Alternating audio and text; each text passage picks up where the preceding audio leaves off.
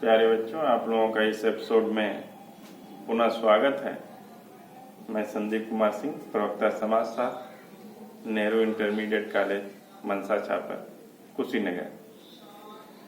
इससे पहले पिछले टर्म में आप लोगों ने जनजातियों के सीमांतीकरण के बारे में पढ़ रहे थे और पूरा टॉपिक आप लोगों का वो समाप्त हो गया है। अब उससे संबंधित जो प्रश्न हैं जो परीक्षाओं में पूछे जाते हैं उसी के बारे में आज पढ़ाएंगे। ऐसा आशा करता हूं कि जो भी एपिसोड चल रहे हैं उसको आप लोग ध्यानपूर्वक देखते हैं, पढ़ते हैं। तो मैंने सारी चीजें जो भी आज प्रश्न है बुक में दिया गया है या आगामी परीक्षाओं में आता है उसी को प्रश्न इसमें बुक में भी दिया गया है। तो पढ़ाने को इससे पहले चीजें बतला दी गई है, बाकी ये क्वेश्चन पेपर आप लोगों को सॉल्व करा दे रहा हूँ। ठीक है, पहला क्वेश्चन आप लोग ध्यानपूर्वक देखें। सीमांत व्यक्ति की अवधारणा सबसे पहले प्रस्तुत करने वाले लेखक का नाम है। तो सीमांत व्यक्ति आप लोगों को बतलाए थे कि सबसे पहले जो प्रस्तुत किए हैं वो है रॉबर्ट पार्क। रॉबर्ट पार्क महोदय ने सीमांत समुदाय या सीमांत से सीमांत व्यक्ति की अवधारणा दी थी कि ऐसा व्यक्ति जो अपने कल्चर को छोड़ चुका है या छोड़ने की कंडीशन में है और दूसरे को कल्चर को, दूसरे की संस्कृति को वो अपनाना चाह रहा है, बाकी वो दुविधा की परिस्थिति में पड़ जाता है कि हम किधर जाएं, क्योंकि वहां भी जो दूसरी संस्कृति को उसको अपनाना चाह रहे हैं वहां भी उसको मानसिक रूप से सुकून नहीं है, वो लोग भी उसको इग्नोर करते हैं और अपनी संस्कृति में वो आ नहीं पाता है, इसलिए सीमांत व्यक्ति हो जाता है। ये जो अवधारणा दी है सबसे पहले वो रॉबर्ट पार्क है। दूसरा क्वेश्चन है, भारत की जनसंख्या में जनजातीय जनसंख्या का प्रतिशत कितना है? ये आप लोगों को बतलाए थे। तो भारत की जो जनसंख्या है, जनसंख्या 2011 के अनुसार जनजातियों की जो संख्या है वो 8.60 है। पूरी होल जनसंख्या में ये लगभग 10 करोड़ कुछ के आसपास आता है। 10 करोड़ 10.42 ऐसे कुछ है इसकी पूरी जनसंख्या है जनजातियों की। ये आप लोगों को पहले ही बताया जा चुका है। फिर भारत में किस राज्य में आदिवासी जनसंख्या सबसे अधिक है? तो सबसे अधिक आदिवासी जनसंख्या मध्य प्रदेश में है। ठीक है, सबसे अधिक आदिवासी जनसंख्या मध्य प्रदेश में है। फिर उसके बाद से क्वेश्चन है, जनजाति सीमांतीकरण की प्रक्रिया निम्नलिखित में से किस दशा को निकट है? तो इसमें जो ऑप्शन है वो बहिष्कार की दशा है। बहिष्कार की दशा आप लोगों को पढ़ाते वक्त मैंने कहा, शुरू में ही मैंने बतलाया था कि कुछ नए टर्म अपनाए गए, जैसे असंतोष, बहिष्कार को अब सीमांतीकरण के रूप में लिया जा रहा है या कहा जा रहा है। ठीक है, तो ये जो सीमांतीकरण की प्रक्रिया है वो सबसे बेहतर जो इसमें है बहिष्कार की दशा। फिर अगला क्वेश्चन, निम्नलिखित में कौन सी दशा जनजाति समुदाय के सीमांतीकरण का कारण नहीं है? इसमें से जो दिए गए हैं उसमें से कौन ऐसा है जो उसके कारण सीमांतीकरण नहीं हुआ है? इसमें शिक्षा में वृद्धि, धर्म परिवर्तन, मूल भाषा का परित्याग, नए सामाजिक मूल्य। तो इसमें सीमांतीकरण का कारण क्या नहीं है? क्योंकि धर्म में परिवर्तन एक तरह से सीमांतीकरण का ही कारण है।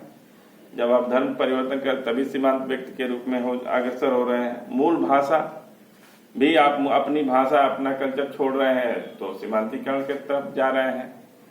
जैसे आप देखेंगे जितने पूर्वोत्तर के बहुत सारे राज्य हैं वहां पर अपनी भाषा छोड़कर मैक्सिमम इंग्लिश बोलते हैं। फिर उसके बाद नए सामाजिक मूल्य, अपना मूल्य छोड़कर दूसरे मूल्य को अपनाने की प्रक्रिया में लगे हुए हैं। तो ये सीमांतीकरण के लक्षण है। इसमें जो पहला है शिक्षा की वृद्धि, सीमांतीकरण की वजह से शिक्षा की वृद्धि नहीं हो रही है। शिक्षा की वृद्धि के कारण सीमांतीकरण नहीं हो रहा है। पहला ऑप्शन सही है इसमें, शिक्षा में वृद्धि। फिर छठवां क्वेश्चन, जनजातियों के संदर्भ में सीमांतीकरण का संबंध किस दशा से है? निरक्षरता, सीमांत प्रदेश में रहने की बाध्यता, आरक्षण की कमी और बाहरी समूहों द्वारा शोषण। तो सीमांतकरण की प्रक्रिया एक तरह से जो है तिरस्कार की भावना से है, शोषण की भावना से है, बहिष्कृत होने की भावना से है। तो उसको जब तिरस्कार मिलता है या उपेक्षा दिया जाता है या उसका शोषण किया जाता है, तब वो सीमांत व्यक्ति के रूप में उसकी दिखलाई देता है। तो इसमें जो ऑप्शन है बाहरी समूहों द्वारा शोषण, जब बाहरी समूहों द्वारा शोषण होता है, वो अपने मूल्यों को छोड़ता है, तो इस दशा को हम लोग सीमांतीकरण कहते हैं। ये इसमें 2 से है 6 में। अगला क्वेश्चन है, सीमांत की प्रक्रिया विकास और परिवर्तन के किस पक्ष को दर्शाती है? तो इसमें है, पहला है एकीकरण, सकारात्मक पक्ष, सांस्कृतिक पक्ष, नकारात्मक पक्ष। तो इसमें नकारात्मक पक्ष होगा, क्योंकि सीमांत की जो अवधारणा लिया गया है वो बहिष्कार या असंतोष से या शोषण के वजह से लिया गया है। तो ये जो होगा वो नकारात्मक रूप से सीमांतीकरण की जो परिभाषा है वो नकारात्मक रूप से कहा जाता है। फिर अगला क्वेश्चन है, सीमांत व्यक्ति अवधारणा सबसे पहले किस समाजशास्त्री द्वारा प्रस्तुत की गई? रॉबर्ट पार्क द्वारा। फिर इसमें है, जो मानव समुदाय दुर्गम, एकाकी तथा निर्जन क्षेत्र में रहते हुए पिछड़ा जीवन व्यतीत करते हैं, उन्हें हम किस नाम से संबोधित करते हैं? जनजातीय या आदिवासी कहा जाता है। जो इसकी परिभाषा, जो पहाड़ों में रहते हैं, जो पहाड़ी क्षेत्रों पे रहते हैं, दुर्गम स्थानों में रहते हैं, उसको हम जनजाति या आदिवासी या आदिवासी, इसलिए कि वो आदि मानव एक तरह से, या आदि हमारे पूर्वज हैं, इसलिए आदि उनमें जुड़ा हुआ है। फिर अगला क्वेश्चन, भारत में किस जनजाति की जनसंख्या सबसे अधिक है? तो आप लोगों को पढ़ाने के दौरान ही मैंने बताया था कि भारत में सबसे ज्यादा जनसंख्या जिस जनजाति की, वो भील है, भील के बाद गोंड है, गोंड के बाद संथाल है। ऐसे मैंने आप लोगों को लिखाया भी था। फिर अगला क्वेश्चन है, भारत के किस क्षेत्र में जनजाति जनसंख्या का सबसे अधिक केंद्रीकरण है? भारत का मध्य क्षेत्र। केंद्रीकरण मतलब कहाँ सबसे ज्यादा है? तो आप देखेंगे मध्य प्रदेश, छत्तीसगढ़, झारखंड में यहाँ पे ज्यादा है। अगर आप देखेंगे प्रतिशत के रूप में, तो प्रतिशत के रूप में पूर्वोत्तर में ज्यादा है। पूर्वोत्तर राज्यों में मिजोरम में वहाँ 94% के आसपास इनकी संख्या है राज्य में। बाकी उनकी संख्या, क्योंकि वहाँ के जो राज्य है छोटे हैं, संख्या कम है। बाकी प्रतिशत के रूप में मिजोरम में सबसे ज्यादा पाया जाता है। उस तरह से अगर पूछा जाएगा जो क्वेश्चन मैंने यहाँ पे, तो उसका ये उत्तर होगा भारत तथा भारत के मध्य क्षेत्र में इनका केंद्रीकरण ज्यादा है, क्योंकि मध्य प्रदेश में, छत्तीसगढ़ में और झारखंड में इनकी संख्या ज्यादा है। फिर अगला क्वेश्चन है, जनजातीय समस्याओं का समाधान करने के लिए किस एक मानव शास्त्री ने राष्ट्रीय उपवन विकसित करने की सलाह दी? जनजातियों की समस्या सॉल्व करने के लिए विभिन्न मानव शास्त्रियों से सुझाव मांगे गए थे।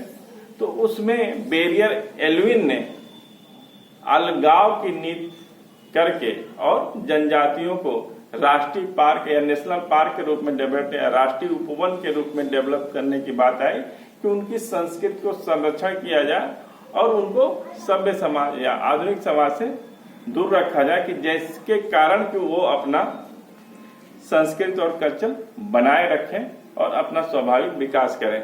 अगर बाद में इस पे कई लोगों का सुझाव आया, तो घुरिये महोदय ने यहाँ पे कहा, वो जो क्वेश्चन है वो बेरियर एल्विन का है। घुरिये ने कहा था, तो वहां पे ये बतलाया था कि जनजाति चूंकि पिछड़े हिंदू हैं, इसलिए इनका एकीकरण कर दिया जाए, ये सभ्य समाज के संपर्क में है और अपना जो रहन सहन है ऊंचा कर लें।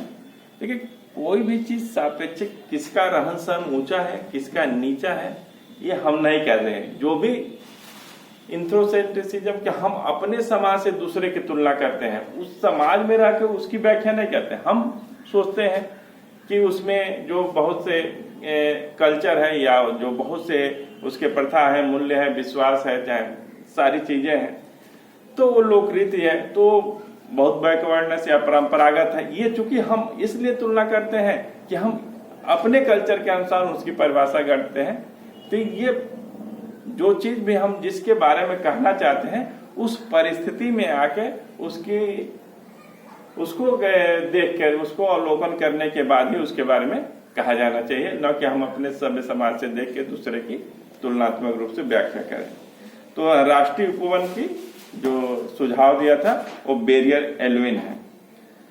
आर्थिक विकास के लिए जनजातीय क्षेत्रों का निर्माण कार्य में वृद्धि होने की किस जनजातीय समस्या को प्रोत्साहन मिला है? तो यहाँ पे जहाँ पे भी जिस भी जंगल में जो भी जहाँ पहाड़ी क्षेत्र हैं तो वहाँ पे बहुत सारी कंपनियां लगी हुई हैं। तो जो जनजाति रहती थी उनका जो मूल जगह था, चाहे जिस जमीन पे या जिस भूमि पे वो कार्य करते थे वहाँ फैक्ट्रियां लगाई गई। तो जनजातियों का विस्थापन की समस्या है, जनजाति के विस्थापन की समस्या है, और विस्थापन के दौरान उनको समुचित पुनर्वास नहीं हो पाया, सारी व्यवस्था नहीं डेवलप की, इसलिए ये भी एक कारण बनता है कि समांतरीकरण के रूप में आ गया। तो ये आपके क्वेश्चन थे और इस क्वेश्चन को आप लोग देख लीजिएगा, पढ़ लीजिएगा। आज का क्लास यहीं तक, धन्यवाद।